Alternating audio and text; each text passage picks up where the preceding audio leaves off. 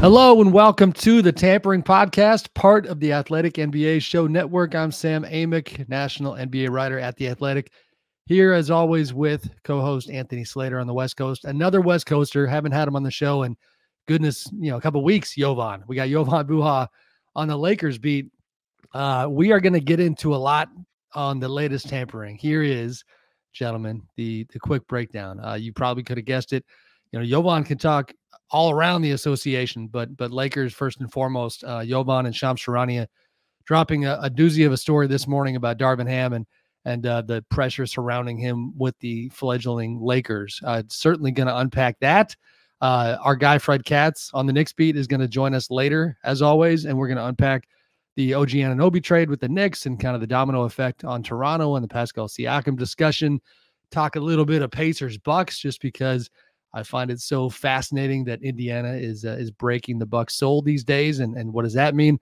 And Mr. Slater, you wrote a piece on the OKC Thunder that we want to get into as well, and how they are probably the surprise team of the season. Let me bring you all in here, gentlemen. What is going on? Happy New Year! Hello. Happy New Year. Hello. Good to see you guys. Good to see you. All right, Jovan, let's dive in, brother. I had hit you up about coming on the show before knowing how kind of hot and heavy things had gotten in Lakerland. The Lakers didn't we do the last pod after they were coming off like the IST title? And it was sounds about right. That sounds about right. Things have changed in the last couple of weeks. They jinxed it, man. You can't be hanging that banner in the house that Kobe built. They messed with the basketball gods, and they've lost 9 out of 12 games since. Miami comes to town, and I would like you to kind of paint the picture for us and take us inside Crypto.com arena last night. Miami comes to town on this big West Coast trip they've been on. They're winning games without Jimmy Butler, without Kyle Lowry.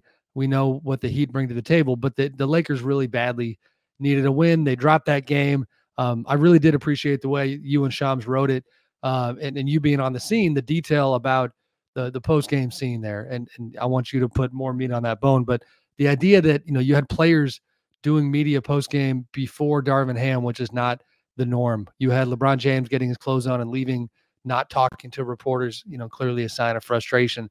You tell us just how bad is it right now on your beat? It's bad. It's bad. They've lost 9 of 12. And I think entering last night's game, there was a sense of this is a must-win stretch. Anthony Davis said as much after the game last night of like, all these, they're home for 11 of their next 13 games. One of those road games is a Clippers home game, so technically 12 of the next 13 in LA, and basically in LA for all of January.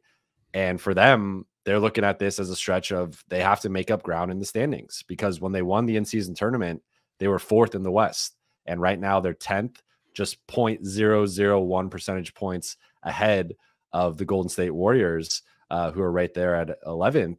So for the Lakers, like, this has been a spiral now going on almost a month, and they've had several different starting lineups during that stretch. They have had some injuries to key rotation guys being in and out of the lineup.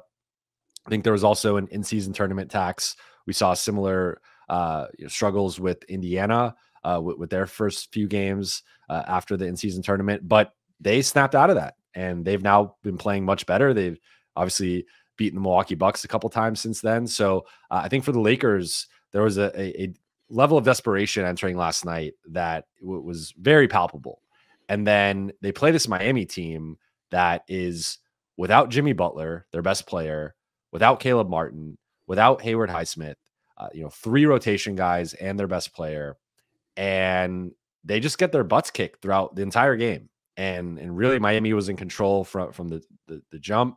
Lakers make a late second half run, get the game close, and then Miami's role players just take over. And there's a whole other subplot with like Jaime Jaquez being the pick after the Lakers, where they selected Jalen Hood-Schifino, and he's out there struggling. I think he was 0 for 4 last night. And then you have Jaquez, who's one of the all rookie first team candidates, and he's making big shots. He's guarding LeBron. And like there was also kind of that weird subplot, but overall the Lakers lose to an undermanned Miami team. And then after the game, as you alluded to, Typically, Darvin Ham speaks about 10 minutes after the buzzer. And last night, it's 10 minutes, it's 15 minutes, 20 minutes. We're like, what's going on? All of a sudden, we hear locker room open. And typically, Darvin Ham speaking, like the head coach speaking post game, is what triggers the locker room opening. But last night, it was, okay, locker room's open. So we go in, we start talking to AD. As AD's talking, LeBron and AD have lockers right next to each other. LeBron gets dressed and just torpedoes out. Like he's out of there. He just zooms out. And that's very uncharacteristic. LeBron, like no matter what, he's always been great with the media. He always talks. Occasionally he'll get a night off just because he talks so much that, we kind of are fine with that of, hey, LeBron wants the night off tonight. But last night it was not even really a heads up to us that LeBron wasn't talking. It was just he dipped. We had to confirm, hey, is he going to the podium? Like, what's going on? No, he's not talking tonight. So LeBron's clearly frustrated. And I think he didn't want to say anything he was going to regret publicly. So he left. AD is dejected, soft-spoken. He's down. He's saying no excuses. Like, even with the injuries, even with the lineup changes, even with the schedule, like we can't make excuses right now. We should be above 500 because the loss dropped them below 500 for the first time in almost 2 months. Then Darvin Ham goes, and Darvin Ham is kind of maintaining this optimistic perspective of, we just got to keep chipping away at the rock, and we just got to get healthy, and we haven't been healthy. And then he's talking about changing the lineup again and maybe going back to the original starting lineup from last season, which was really good during the regular season. And then Austin Reeves goes, and he echoes a similar sentiment to Anthony Davis of like, we can't keep making excuses. We can't use the lineup as an excuse. We can't use injuries as an excuse. We have to figure this out. So clearly there was a disconnect. Take away the internal stuff and the stuff that we reported, like publicly, you have 2 of your 3 best players saying we can't make excuses. We can't keep saying we don't have our full rotation. We can't keep saying we've had a tough schedule. We can't keep saying injuries, this and that. And then you have your head coach kind of echoing the complete opposite sentiment, and him continually echoing that sentiment really throughout the season of after every loss, it's, hey, well, this guy was out, or, well, we tried a new lineup and we got to figure out our continuity with it. And like, there's just been a lot of excuse making. And I think at some point internally, people have been fed up with that. And there has been an internal disconnect. I think some of the players are starting to tune things out. I think it's been clear on the court with how they've struggled. I think it's been clear with the body language with players. So right now, things are pretty dire. And, people are wondering, is Darvin Ham on the hot seat? Like, I don't think he's on the hot seat, but I think it's starting to warm. And if they lose to Memphis on Friday, or they lose to the Clippers on Sunday, like that seat's going to continue to warm. So right now, things are not in a good place with the Lakers. And it's just crazy how 3 weeks ago they were hoisting a trophy in Las Vegas. And now all of a sudden it's like, is the season lost? Like it's kind of looking that way currently. Well, I'm sure we'll get to trade deadline, right? Because it'll be a hot topic on this podcast for the next month, and they're going to be one of the main teams, and maybe we can get into it now. But I did kind of want to ask you about Austin Reeves because, right, you said third, pretty definitively like 2 of the 3 best players on the team. Austin Reeves entering the season, or we can even go off season, was considered their 3rd best player, paid like it. You had people believing like, hey, why didn't the Spurs max him out? That type of stuff. But obviously he's coming off the bench. He's had his struggles. And it seems like some of the issues that you guys reported on may reside in the handling of him. Tell me about his season. Like where are we at with him? Yeah, well, Austin started the season off poorly. The Lakers load managed him during training camp in the preseason, coming off the FIBA run and the conference finals run. He's someone who's dealt with some hamstring issues, some lower body issues. And I think he was just worn out during that first month or so of training camp in the preseason. And then entering the season, I mean, he didn't play that well, at least compared to the sky high expectations that, I mean, that run was pretty insane of like, he becomes a starter. All of a sudden he's their 3rd leading scorer. He's making big shots in the playoffs. He has the I'm him moment. He's one of the only guys that played well in the Denver series in that sweep. And then he goes to Team USA, and it's like most people thought that he was going to be a bench warmer on Team USA. And all of a sudden he earns a spot in the rotation. He's closing games. He's basically their sixth or seventh man, depending on the night. And that momentum didn't really carry into the regular season. And then after the ninth game, he gets benched for Cam Reddish. Lakers go with a more defensive, long, athletic approach. And since that point, he's basically been coming off the bench until really last night, and had another game where he started. But I think, if you look at his numbers the last month or so, they've been as good or better than last season during that stretch when he broke out. He's consistently a 50, 40, 90 guy, kind of in that realm. So I think he's back to where we thought he was going to be. I think he's playing at a really high level. I think his defense has regressed from last season, but it's gotten better since the beginning of the year. And I think right now he's playing like a legit third option. It's really been the rest of the guys in the rotation, excuse me, that have struggled. So I think Austin, not the best start to the season, but I think he's bounced back and has looked like the guy that the Lakers wanted and believed he was when they signed him to that 4-year, $48 million deal. Or yeah, $54 million deal. Just to add more context that you are well aware of to that element. You got Austin, you got Rui Hachimura, you got D'Angelo Russell, and the backdrop here in terms of the way this Lakers season has gone is that they forget about the in-season tournament. You go back to the summertime. I remember seeing Rob Pelinka at Summer League in Vegas, and we don't typically, at least I'll speak for myself, I don't typically do something like this where you're, patting people on the back or criticizing them in person for the work they did. And I couldn't help myself when I saw Rob. It was like, damn, Rob, like, nice summer. Like, you guys really were strong. And considering we have written so many things in the past that admittedly have been pretty critical of the Lakers, we had a little chuckle over the fact that he was like, well, coming from you and your place, like, I appreciate it. And so it was like this widely praised summer of roster work, but the focus was Austin, Rui, and D'Angelo and what they had done in the playoffs. Not perfect, a little bit up and down for D'Angelo, obviously.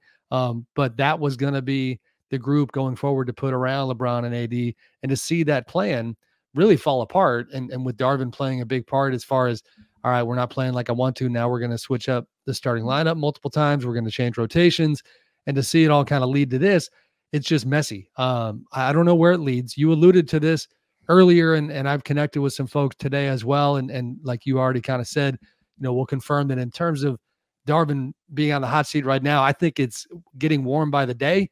I did have it get pushed back to me, the idea that he's on the verge of being fired. So I think he's got a little bit of time, but man, that schedule that you outlined is crucial. And I don't even think I shared this with you off air yet. I'm going to come join you on Sunday. I was going to come to LA anyway next week, but admittedly pushed it up a little bit. So you got Lakers Clippers Sunday. You get, and that's obviously, you mentioned Friday, the Memphis game, Tuesday, Toronto, and then just all these home games with no back-to-backs during that entire stretch. So let's talk deadline quick though, because, you mentioned Pelinka, and like, obviously they're going to be linked rumor wise, like, that's a month away. Well, I mean, I'd ask both you, just like how urgent is it? Urgent enough where we're starting to really expect like they may make another big splash? I think so. I think as currently constructed, I mean, they're the 10 seed in the West, 35 games into the season. And yes, they've had some injuries to rotation guys, but they've had LeBron, AD, Austin Reeves, and D'Angelo Russell, who I'll now add in another player ranking. I think those are their top 4 guys. They've been healthy for all but 8 games. That's 2 missed games per player. And really, LeBron and AD are the 2 guys who matter the most. They've missed a combined 5 games. So, if you had asked me before the season or told me like, hey, LeBron and AD are going to miss 5 combined games through the first 35 games of the season, what's the Lakers' record? I would have guessed at least 20-15 at a minimum, even with factoring in the schedule and whatnot. So for them to be under 500, I think it's a disappointment. They're clearly underachieving. And I think they're going to make another sizable, at least mid-size move, if not a big move. It kind of depends your definition of, as a big move, an all-star level player. Like, I think they might be more on like the fringes of that. But Zach LaVine and DeJounte Murray are the 2 names I continue to hear. Those are both Clutch clients, so there's obviously a connection there. But I think both guys plug different holes. Like offensively, I mean, the Lakers have talked a lot about their defense and trying to figure that side of the floor out, but like they've been a bottom 10 offense all season, and they've been a bottom 3-point shooting team all season. So like at some point you're not winning a championship as a bottom 10 offense and a bottom 3-point shooting team in 2024. So the Lakers need to address that end of the floor. I think Zach LaVine coming in, there are a lot of question marks, the health, the shot selection, the defense, the contract. Like there are a lot of reasons to talk yourself out of it, but the Lakers are in a win now situation. And like LeBron's in year 21, he's 39. I think something drastic has to happen with the way that this team has been playing now for almost a month. So, be it Darvin Ham's future or a big trade, I think something needs to change. Not just, a minor tweak of this lineup, this rotation, whatnot. Like something drastic needs to happen to turn the season around, because right now, as Sam said, like they're spiraling out of control, and so they are. But the funny they're thing almost as bad as the Warriors. They're almost as bad as the Warriors. They're getting there. Hey man, they were 2-10 with whatever Darvin always said last year, the 0.00007% chance of making the playoffs, and they shocked the world.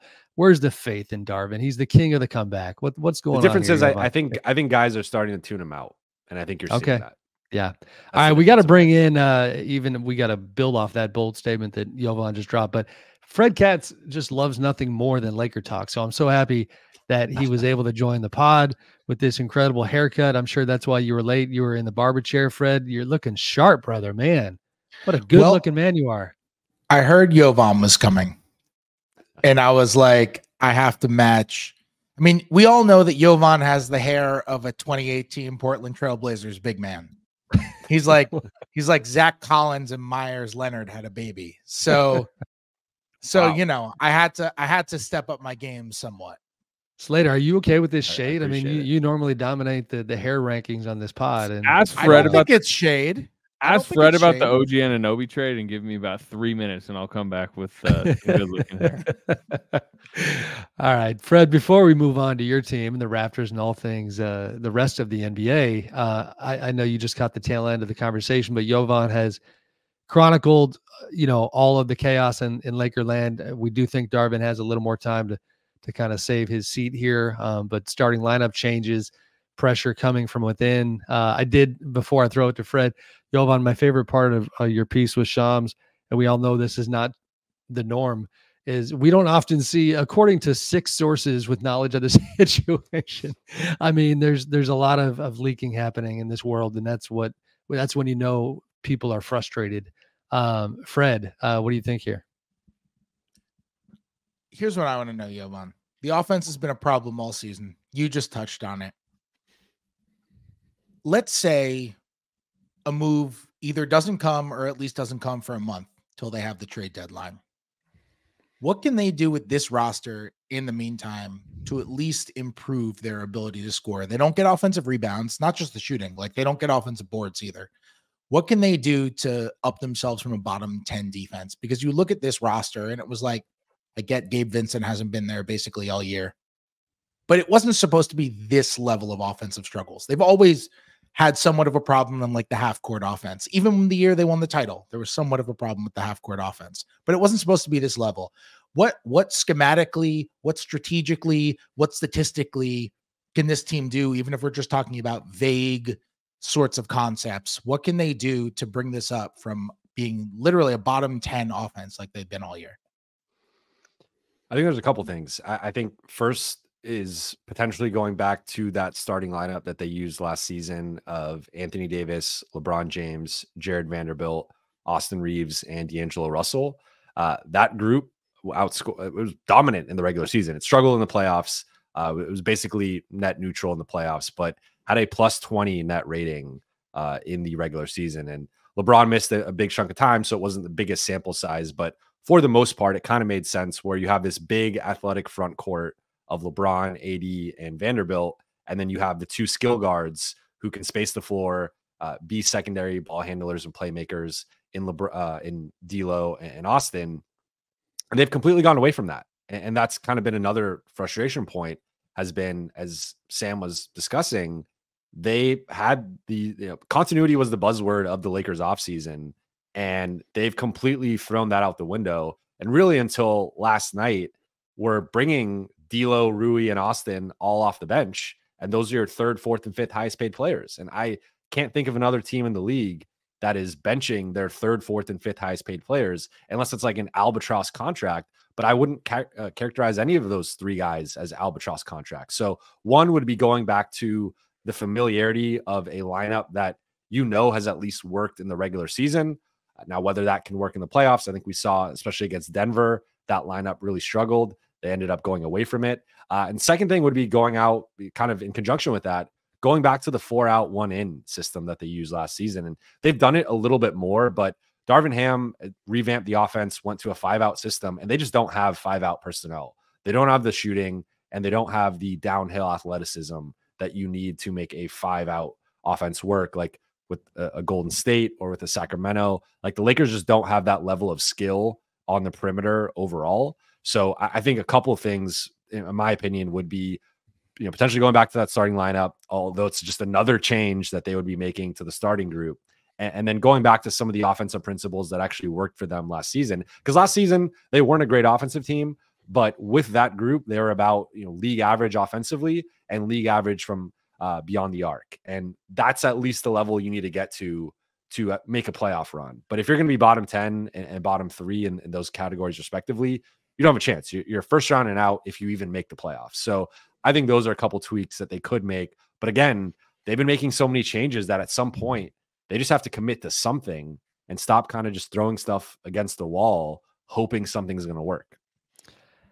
All right, gentlemen, great stuff on the Lakers. Jovan, as always, you are more than welcome to hang and chat non-Lakers. Again, I'm repeating myself. That Friday night game is going to be fascinating. I'm curious to see Darvin's mood pregame because, if I'm just being real, he's such an incredibly likable guy that I'm curious to see how, the first time as a head coach, how does he respond to it's never anything personal, but you have all this pressure surrounding you and all these media members who typically, would you agree like 90+% of the time with Darvin, it's a pretty light mood where he finds a way to cut through whatever tension might exist with, a big smile and a big personality. And now the spotlight is on you. I think it'll be an interesting press conference in that regard.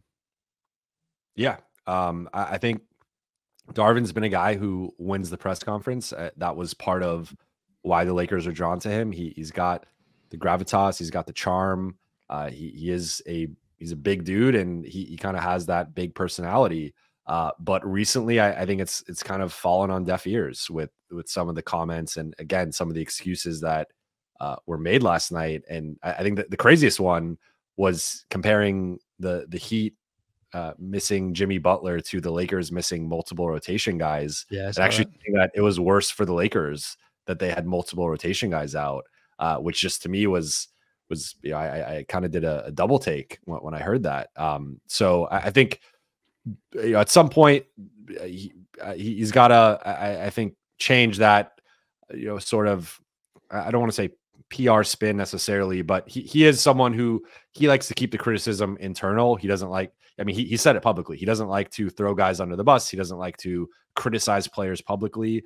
But at some point, I think he needs to address some of the things that are going wrong where he falls into some of that stuff and have maybe a little bit more of a real conversation when discussing some of this stuff. Because I think when you're saying one thing and your players are saying something completely opposite. Yeah, the messaging has to be not a good look.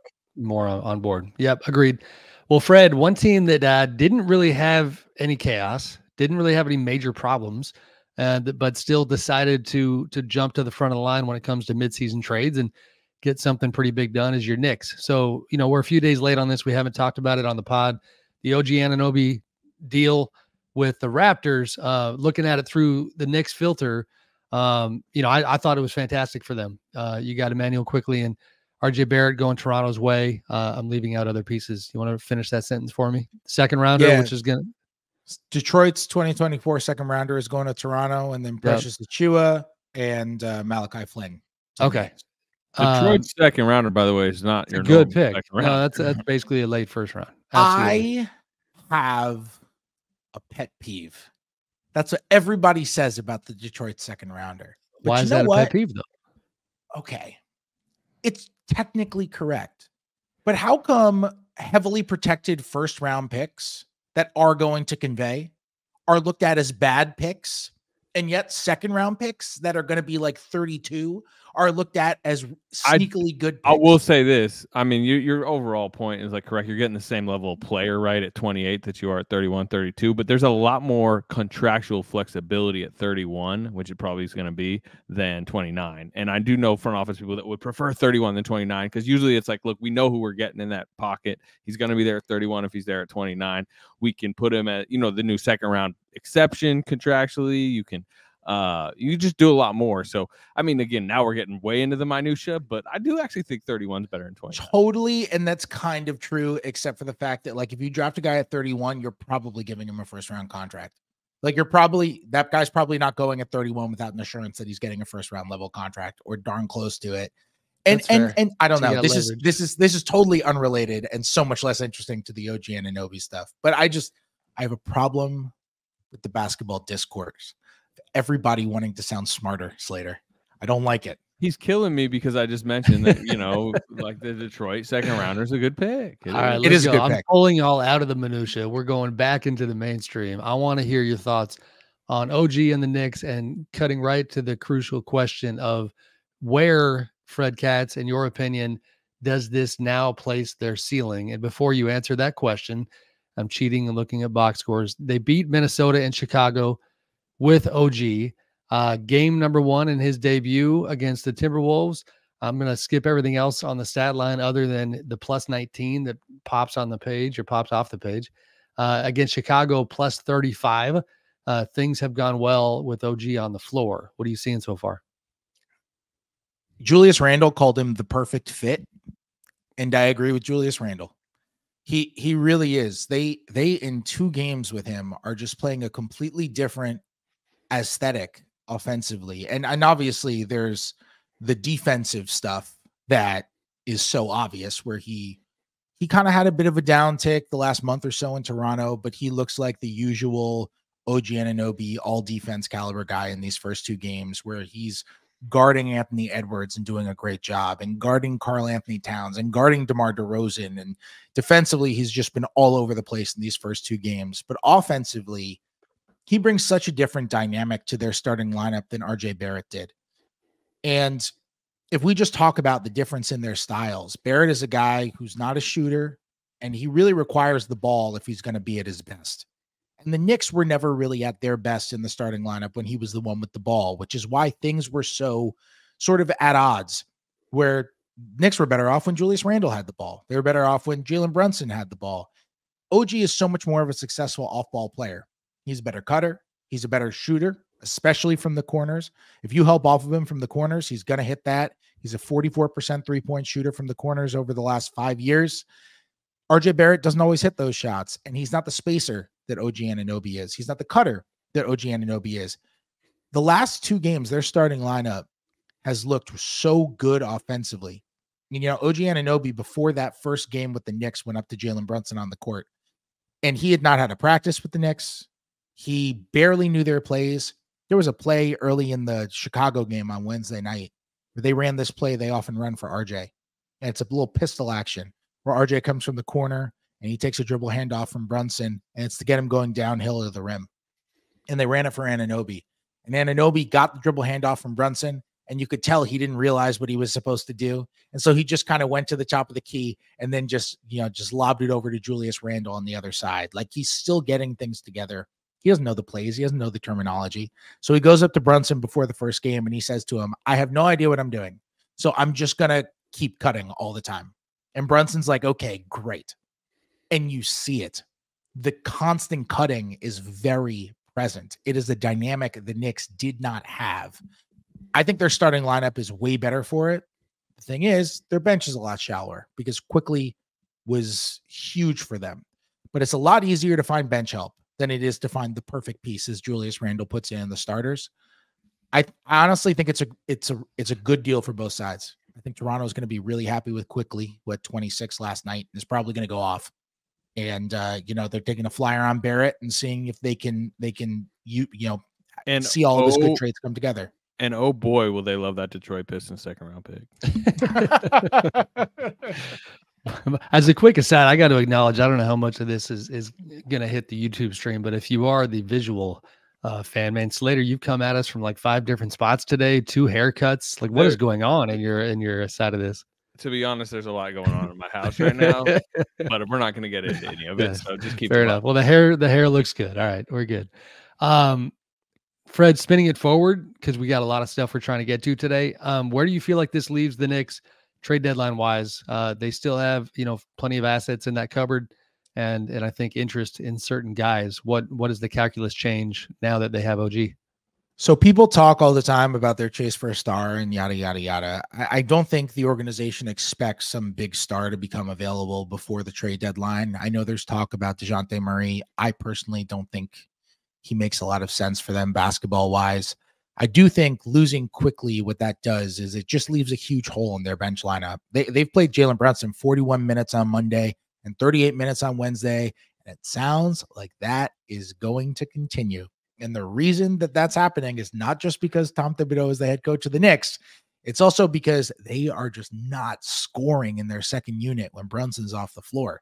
Like, you look at those plus minuses for OG Anunoby, and part of the reason why they're that is because his minutes have basically matched with Brunson over these first 2 games. They're just not scoring with Brunson off the floor. They're really struggling to create. Brunson had 14 assists, career high on Monday, 13 assists, which would have been tied his career high if it hadn't been for the Monday game on Wednesday. Not a coincidence. He is taking on a much larger playmaking burden. I could see them trying to go out and just get another ball handler, a backup point guard who can run the offense a little bit more competently than what they have now, who can be a little bit more of a stabilizing force, maybe can go play next to Brunson if you need him to, but can also play 15 minutes when you need him to also.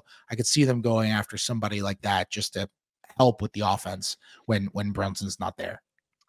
To tie a bow on that for me, guys, on the Toronto side, I don't, there's been some framing of their situation like, oh, they're now going to, see how this new roster looks with Pascal Siakam and make a decision on that front. I'd be a little surprised if they don't move him by the deadline. It feels like it's heading that direction. So that is obviously going to be front and center. You mentioned DeJounte, Fred. He's another name that is getting louder in addition to the ones we've been talking about every week on here. But Slater, I'm going to shift gears again, brother, because before we highlight some of the things happening in the association, Clippers playing really well, the Bucks Pacers thing I alluded to earlier, we now turn the spotlight largely and partly because you wrote about it today. OKC is killing, and you got into their situation in today's story. And I know it's one that you were putting together for a while. Take us through that a little bit. And again, getting right to the key questions. How much are you believing that these Thunder that you covered so many years ago with KD and Russ that we thought were going to be sitting on picks for years and taking their time, that they're actually a contender right now? Yeah, well, I've covered several games over the last few seasons, kind of on the opponent side of the Thunder, right? Going to pregame media sessions where Steve Kerr's prepping for the Thunder, or Mike Brown, we're down there covering, Kings Thunder a couple times this season. They were in the in-season bracket together. And when you talk to coaches, assistants, in the days leading up, it was always like they're just really hard to scout against. They're different. They do all these guard to guard screens that are difficult to guard. They make you cross match in weird ways. And it's just not, you don't normally get as much schematic talk heading into an opponent in the regular season, right? I think we all know that. And I just have felt over the last couple of years, Thunder's doing something offensively that smart coaches are challenged to scout against going into the game. And I talked to Mark Dagnall, which, it's in the story, probably your coach of the year front runner right now, just about what they're doing and what makes it so effective. And obviously the reason they are where they are right now, which I think, 23-10, second in the West, is because of the star talent. Shea becoming what he has, which is an MVP candidate. Chet being way ahead of schedule, I think we'd all agree. And then Jalen Williams being a very capable number 3. But it's also just the team they've purposely built around them, which if Andrew Sleck wants to hop on, I'm sure we'd love to get his perspective. Yes, indeed. Yeah, he's been talking about it for a couple of years now. But this very, I would say, different draft and develop strategy that they've had of like just getting guys who can, pass, shoot, dribble, play, make, like everyone on the roster, at every position. And it's, they, again, like Andrew's been talking about it for a few years, but it obviously is entering the wider consciousness now because they're becoming a contender and becoming a contender quickly. And that has made, teams like Steve Kerr, teams like all these other opponents try to figure out like, damn, we're gonna have to try to figure out how to guard this on, on a playoff stage. And I just think it's interesting what they're doing. Andrew, before you hop in, my friend, I would like you to address the Mark Daigneault component here, because I think I've said it on the pod before. I find it so fascinating that the Thunder, routinely have gone about coaching hirings so much differently than the rest of the NBA. That, we just had this long, robust Lakers talk, right? Well, guess what?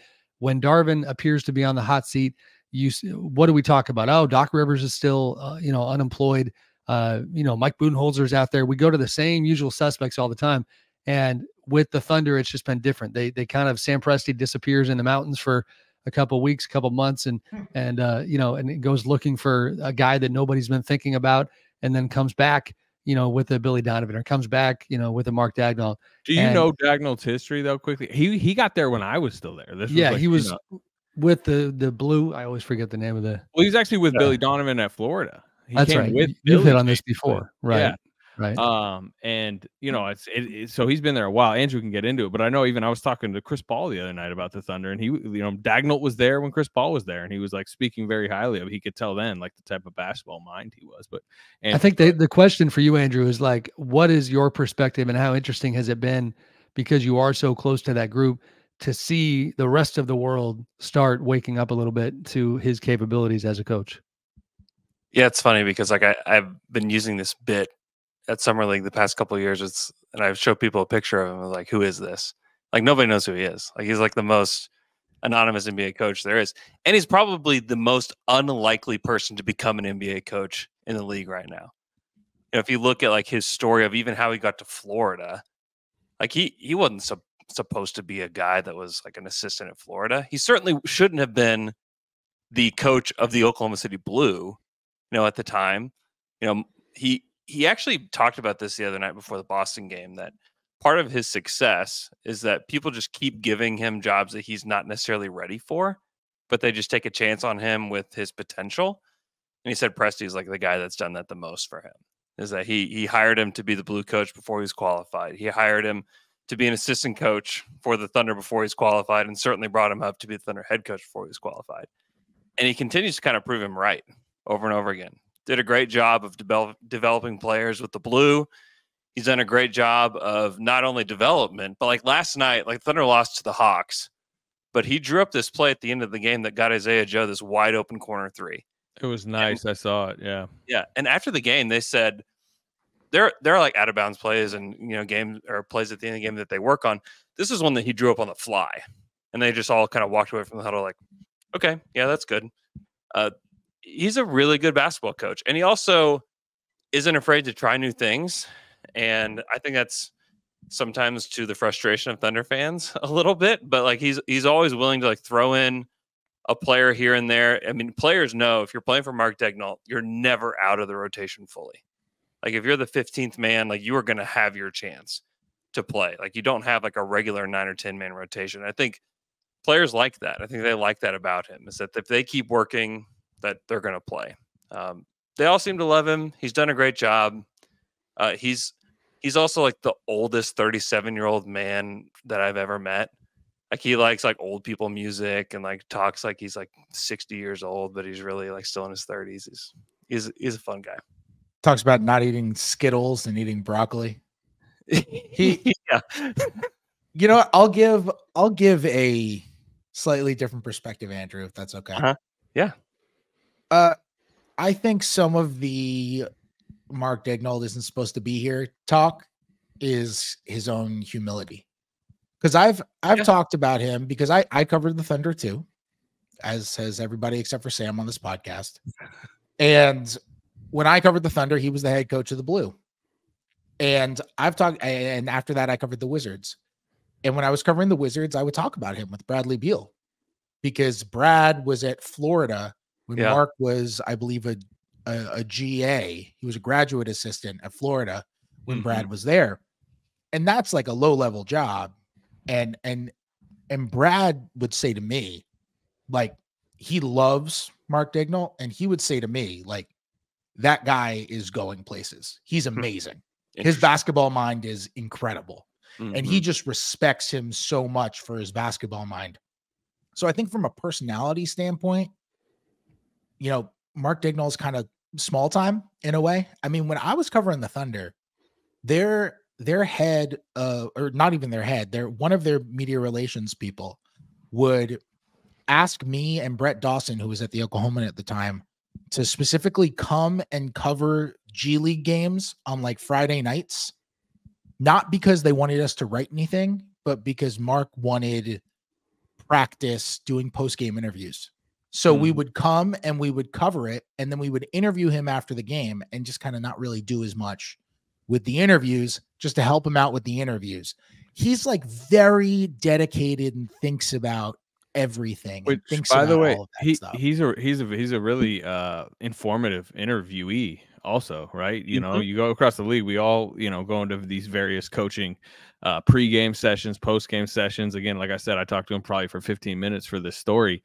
He's like, he'll detail stuff, and not in a way that I think the Thunder doesn't want him to, right? I mean, there's obviously aspects of just like the Thunder operation that they don't necessarily want to have out there, but I just like he's smart, but he's also like practiced, I think, within that. And I come away from every pregame or postgame session from Mark like learning something about the Thunder. And you can't say that about a lot of coaches, and in some ways it's a strategy by a lot of coaches, and Fred Katz helped him get there. I think that's what we're learning.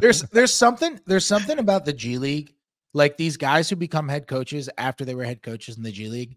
There's something about the G League that turns all of those guys. I don't know. Maybe this is a story idea for someone. Maybe me. There's something about the G League that turns head coaches into just like more experimental coaches. You look at all the guys who were G League coaches, you look at like Nick Nurse, who's just whipping out weird defenses to try to combat things. And then you look at like Darko Rajakovic, who is after him in Toronto, and is like, we're gonna come in, we're gonna play this full-on ball movement stuff. There's something. I mean, our producer Dave DeFore is writing in the chat right now and knows about coaching and says you have to experiment because the rosters are weird and games don't really matter as much, and that's true. And the rosters are constantly changing as well.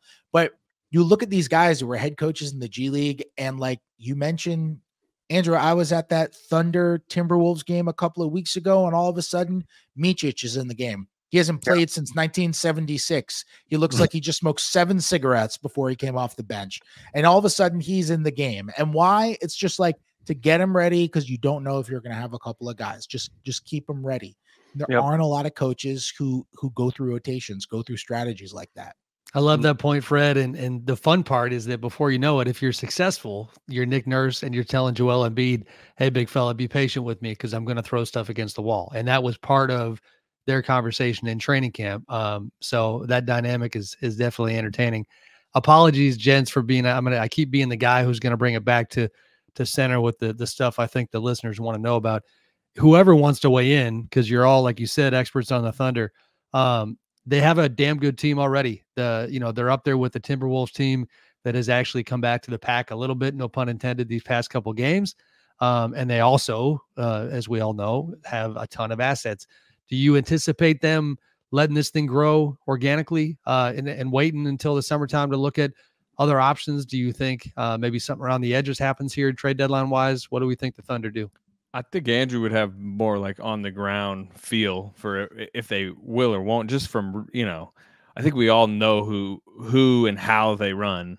And also we all understand like the league, like they're fun right now. They're 23-10, but it's 33 games into the season. Look at the age of their starting lineups. Look at the experience. I mean, didn't Chet had a quote the other day basically saying we ain't done shit yet. I would assume Sam Presti wants to see this core go through a playoff. You learn a lot more about a true ability to contend in the playoffs. We just have not seen this team in the playoffs with veteran teams scouting on an everyday basis against them and just the grind and the chess match that is April, May, and June. So My guess, knowing how they operate, would be an extremely patient approach, even though obviously they have all the ammo if they want to nibble around the edges. But Andrew, you might have a better feel for that.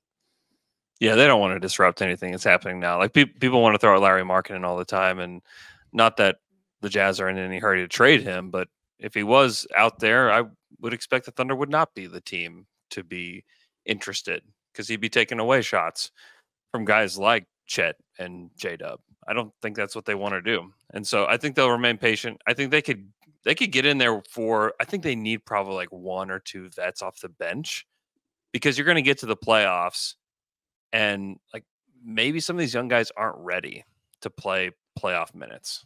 And so I think that you could maybe get yourself like a Royce O'Neal or somebody like that to come in can just play 10 or 15 minutes. Andrew, don't you think, though, that this season Sam Presti wants to find out what young guys aren't ready? You know what I mean? It's almost like go fail in the playoffs potentially so we know that you're not ready. You could. You also look at the West and think there's an opportunity. Yes, here, yeah, for sure. And so to me, I think you could probably acquire somebody that's not going to demand a ton of minutes, but is still more ready to play in the playoffs. That if Cason Wallace did blow up and he's just like amazing as a playoff guy, then you don't worry about like Royce O'Neal's expiring contract. Like he'll be fine. He can just sail off elsewhere. But I believe Derek Fisher and Caron Butler are free agents currently. Yeah. No, anybody? Kendrick Randy Perkins Foy. can Randy can Foy get there too. Randy Foy. Yeah. I mean, I think there's definitely. I don't expect them to acquire like multiple players, which they could easily do because they have all these picks. Like they could form a playoff rotation very easily with the assets that they have now.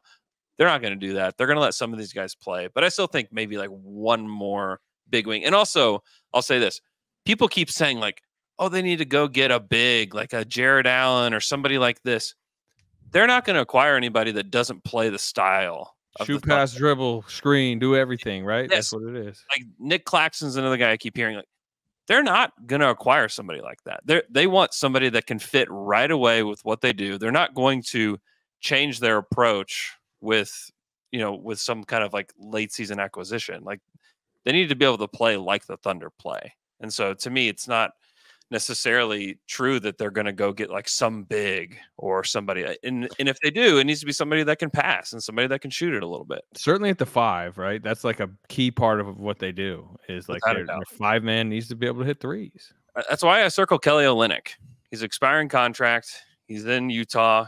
We don't know if he's going to stick around afterwards. And if you're Utah, like you could get, 3 seconds or whatever it would take, and they get assets. The Thunder get a player that can play for them right away, that plays exactly the way they do. And he's a big body that you can throw in there. If you're playing against Minnesota or you're playing against Denver, and he could play with Chet. It's like a guy like that I think makes sense. It's and like lumbering bigs that don't.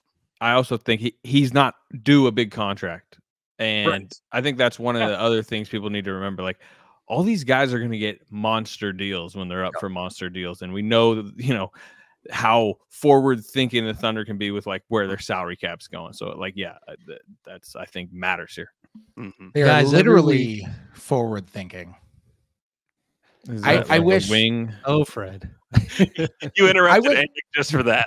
I interrupted Amick exactly for My that. segue got interrupted just for that.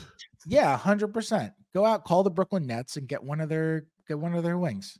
Yeah, go get Dorian Finney-Smith. That would be awesome. Just add $100,000 to the deal to help them pay their bills for the exactly player participation policy fine. Exactly. Yeah, they're not playing him anyway. Might as well get something.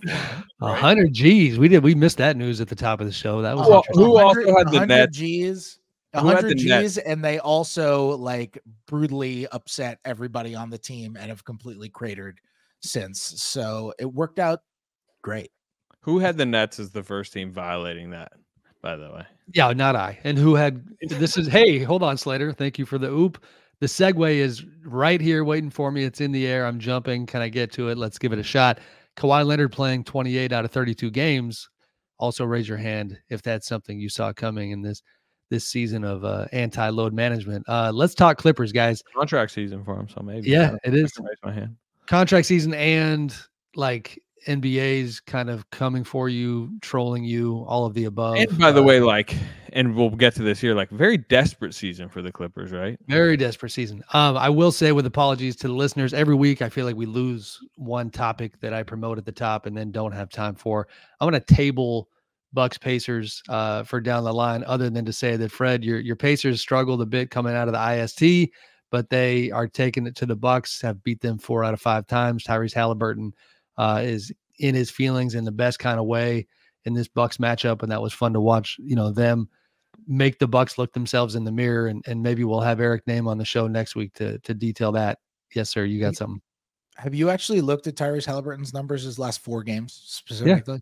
Yeah. 66 assists and 4 turnovers. Yeah. Oh yeah. He's in 4 games. Oh, you mean Tyrese Halliburton, the number 1 vote getter among guards in the Eastern Conference for the All-Star team, which deservingly so. Incredible. Yeah. No, so there's your preview for next week. We'll get to it. Pacers making the Bucks miserable. I think that does matter. We'll get into that later. But Clippers. So I'm going to keep, taking credit for this little run they're on. I joked about it last week. Ever since James Harden and I talked at Chase Center in San Francisco, they've won 13 out of 15 games, proving a lot of people wrong in terms of their ability to be pretty strong collectively, myself included. I didn't know that they would get it together. Here's a few numbers for you guys. 13-2 in that stretch. I'm going to focus on Harden and then get to Kawhi. Harden, 19.8 points, 5.1 boards, 9.7 assists, and a plus minus of 9.3 that is second only to Kawhi Leonard. It's 12.3. Percentage wise, this jumps out at you. 45.1% from distance for James, 6.8 attempts, just playing really, really good ball. And some of those 4 games without Kawhi, he had a hip injury that he came back from. What's your guys' surprise factor on how strong the Clippers look right now? I mean, after their start, I'm surprised by how strong they look. Like they look unbelievable over this stretch. I mean, they've just been a two-way stalwart, right? I mean, we're talking about they're third in the NBA in points per possession over this 13-2 stretch that dates back till December 1st. And like, honestly, the most important thing, and it's not even close, is that Kawhi Leonard has been absolutely insane on both sides of the floor. He has been unbelievable defensively. Paul George has been great defensively, but they are revving defensively because they have the guy who's probably been the best defensive wing, maybe the best defensive wing in the league right now with the way that he's playing. And offensively, he is hitting every single freaking shot he puts up. He's like 45 from 3. He is creating his own shot like crazy. His numbers as an isolation scorer are absolutely ridiculous. He is looking like prime Kawhi, and he's playing every night too. Things look really good when you have a guy who's, I mean, look, he's been a top 5 player basically, if not better, over this past month plus that they've been on this run. That's really big. The questions about the Clippers have always been, are there good players actually going to play games? Those have been the questions. Right. And not only are there good players playing games, but Kawhi's playing at the top of his game right now. He's just unbelievable at this point, and it's changes everything. Yeah. Slater? I agree. And I actually can remember having this segment in the opposite direction like a month or so ago, and I think part of what we were talking about was like, the why they have gotten to this point, which is in what is this year 4 or 5 with Kawhi and Paul George, and such a failed situation it seemed was because Kawhi Leonard hadn't been available, or even when he was available, the guy that they shook their whole roster, traded the Thunder all their picks, and now a guy who's in the MVP conversation, by the way, to get and to ensure that they got. So now he's playing like that, and they need him to stay healthy and available and doing that. And James Harden, I think, has been good. I think he's played his way into shape. And by week 3 with the Clippers was kind of looking at least like the Sixers version of himself. Russell Westbrook, a guy we mentioned on this podcast a lot, I think his professionalism within this situation matters, right? Accepting a bench role, playing super hard for his whatever he gets, 18, 20 minutes a night. but also like making zero noise, about that role acceptance has been important. And then Paul George is just Paul George. When he's out there, he's just a supreme level, like secondary guy. Slater, Sam, real yes, quick. sir. You know what's crazy? Yep. You know the Clippers team true shooting percentage over this stretch? Their true shooting percentage is 64%. As a team, that is a team's.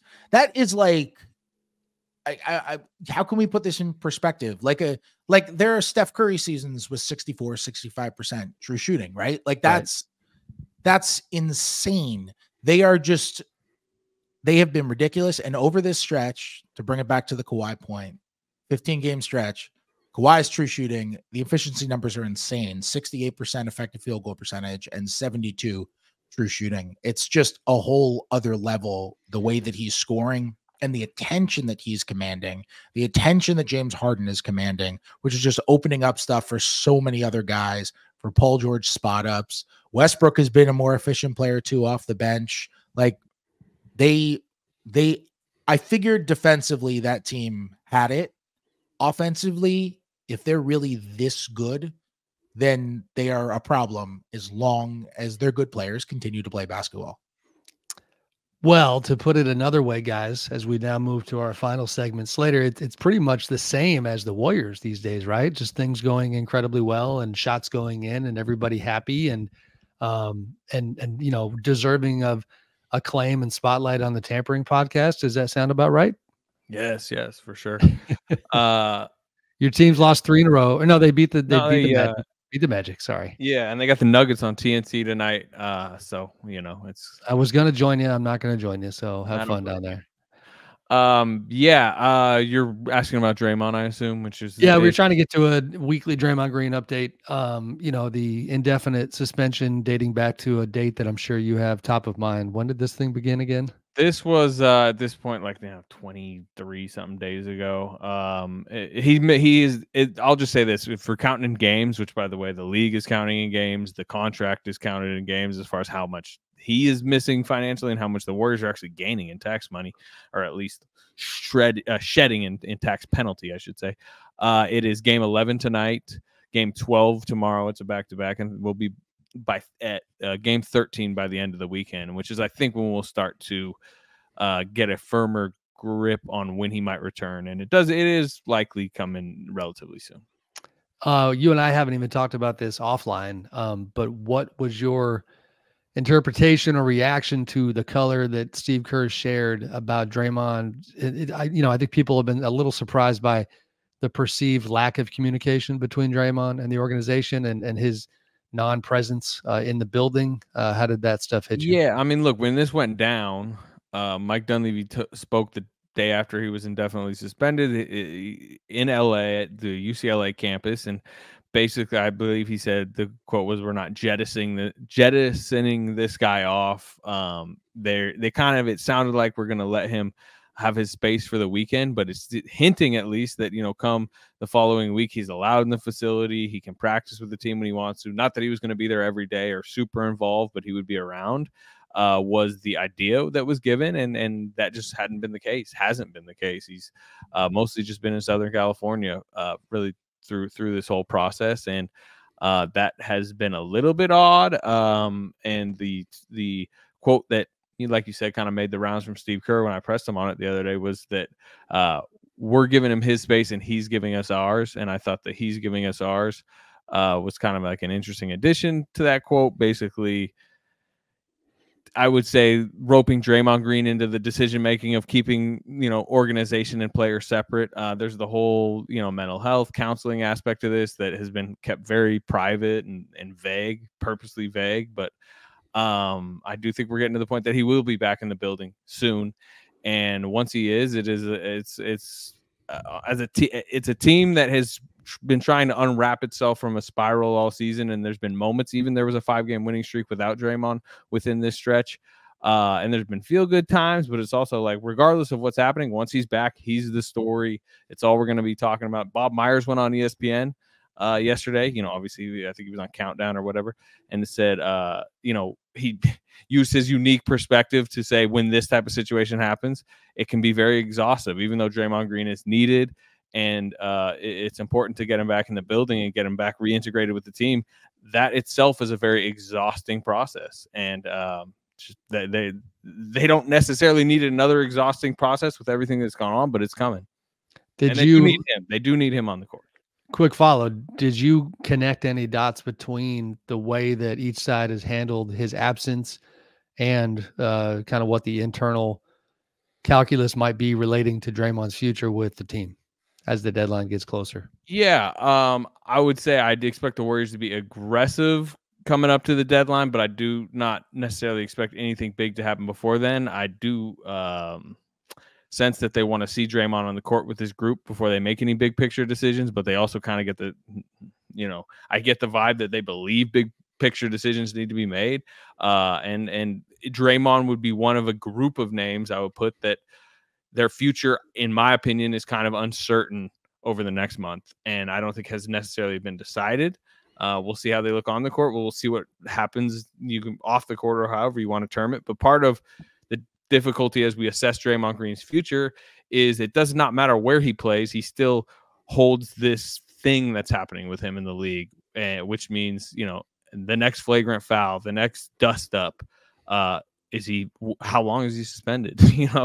And is this over? And I don't think anyone believes it's necessarily over. Good stuff, guys. I appreciate you. Thank you for, we pushed back a little bit today to make sure we got everybody involved. Thank you to Jovan Buha for joining the pod. Fred, appreciate you and your haircuts later. You and fixing the hair up halfway through, man, dedication on the Tampering pod. Thank you guys. I was bullied, but it's all right.